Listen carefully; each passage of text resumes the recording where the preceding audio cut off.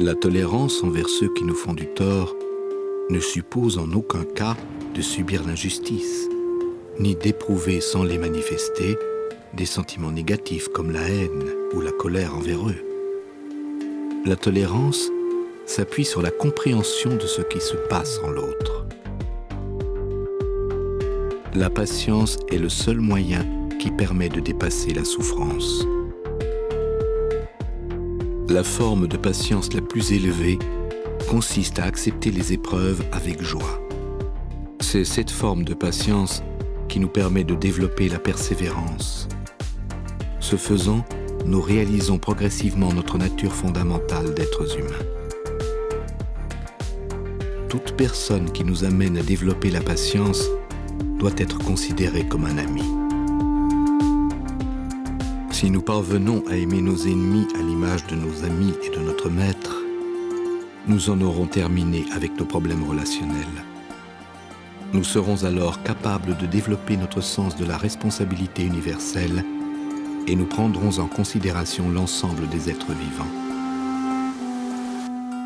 Accepter notre part de responsabilité dans les épreuves que nous traversons permet de développer la patience. La patience permet de dépasser tous les obstacles qui nous empêchent de développer notre aptitude à la compassion. Nous serons vraiment humbles si nous sommes capables de ne pas réagir dans une situation donnée alors que nous avions la possibilité de le faire en adoptant notamment une attitude basée sur la violence. Tout ce qui est bavardage futile est basé sur le désir, l'aversion ou la sympathie et s'avère parfaitement inutile. Si vous employez la violence lorsqu'un ennemi vous maltraite, vos torts sont partagés de manière égale. Ne réagissez pas ainsi dans de telles circonstances. N'oubliez pas que la souffrance que vous subissez est conditionnée par vos actions passées. Dès lors, pourquoi en vouloir à celui qui ne fait que les révéler ? Tant que les effets des empreintes négatives que vous avez créées ne seront pas arrivés à leur terme, ils se manifesteront jusqu'à leur totale extinction. Que vous apporte de vous sentir heureux face à un ennemi qui souffre ? Que vous apporte de souhaiter son malheur ?